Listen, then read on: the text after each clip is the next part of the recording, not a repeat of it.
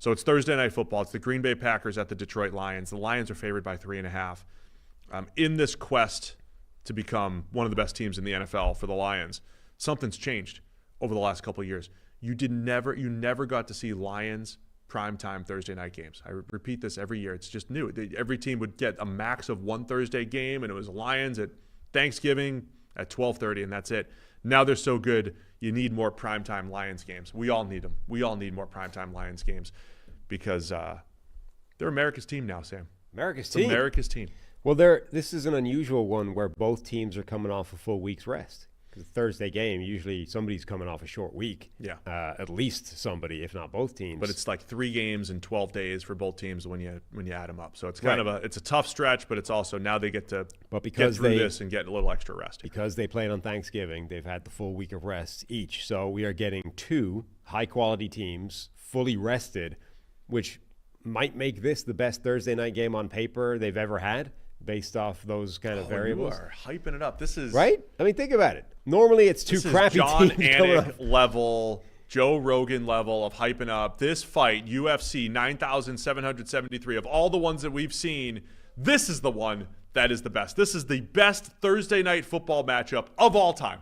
I mean, normally it's 2 fairly crappy teams coming off short rest.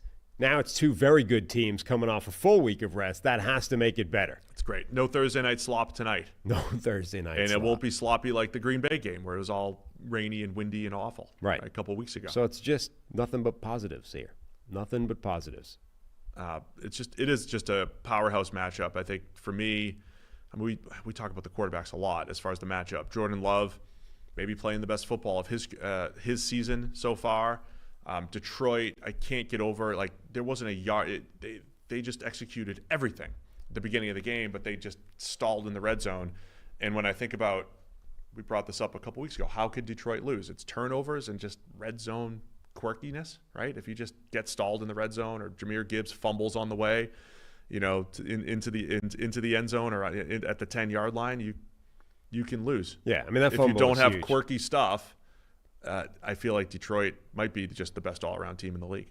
Yes. Though I think, Lions fans actually have been making this point that I don't know that enough has been talked about their defensive injuries. Like, they have been very banged up on defense. The list is out there. Yeah, and while we're talking about, hey, all these teams, the Saints, the 49ers, these teams that are being written off because they're so banged up. I mean, the Lions have had a lot of injuries on defense. Now, that's helped by the fact that their offense has been in pretty good shape overall. They lost Taylor Decker for a week or two. Like, they've not been 100% healthy, but generally the offense has been pretty healthy, and the offense is spectacular, so that will help. But the Jahmyr Gibbs fumble to stop them going up another touchdown against Chicago on Thanksgiving was a big part of keeping that game close enough. But the other part is in the second half, Detroit couldn't really stop Chicago, and that's why it became close. It's why it got down to the final few seconds, because the second half, the Bears had 245 yards of offense. This Detroit defense has been banged up. It couldn't keep them down, and that was what enabled them to close out or get close again. So that's the only concern for a game like this. Detroit's offense, I still think, in any given game should be nigh on unstoppable, and able to put up points, move the ball, all those kinds of things. And again, outside of weird turnovers, you would expect success from that side of the ball.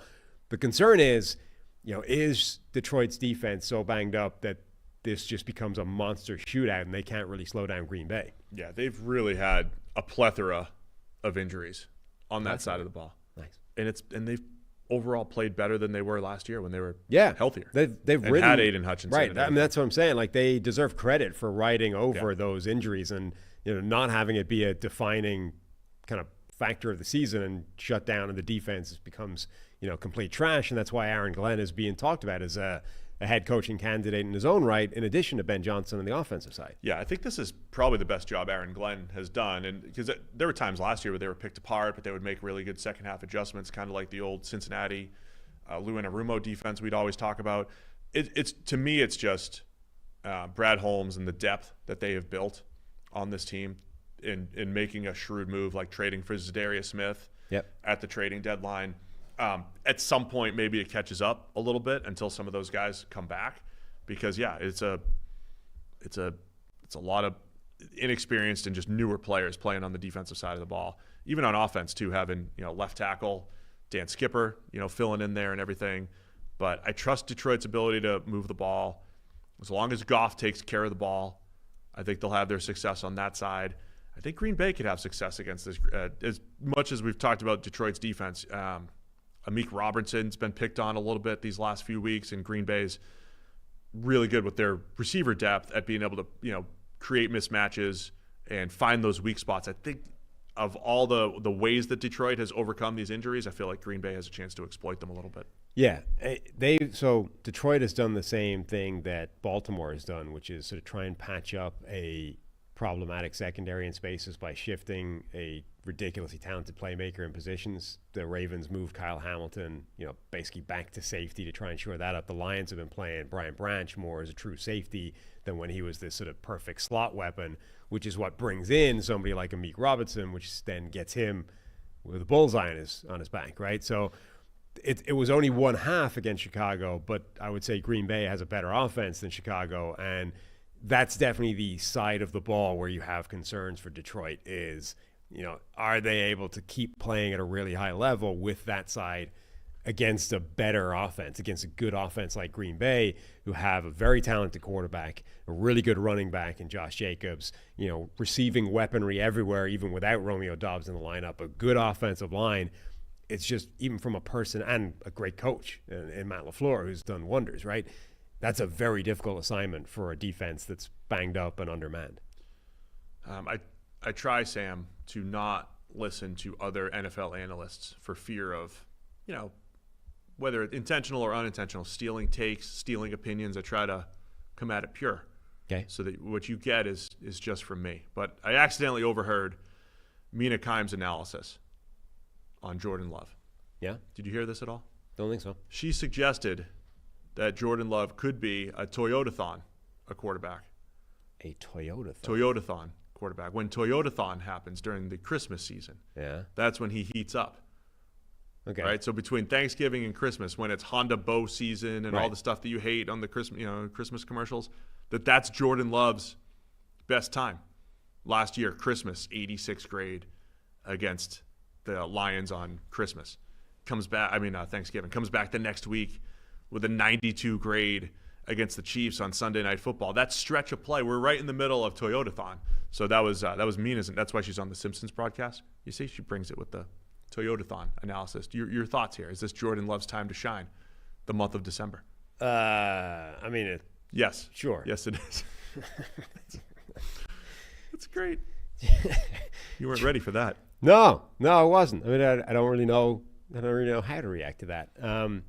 I don't know that he's been playing dramatically different, recently. I'm not sure we're seeing, last season, his season was characterized by this almost split, where the first half was kind of ropey and inconsistent and high variance, and then like a switch flipped, and then suddenly he was like laser accurate, amazing, the best quarterback in the NFL basically down the stretch, until a weather game in the playoffs. He didn't look that great, but whatever. Like it was like a watershed moment. It's like from this point on, Jordan Love is a different quarterback.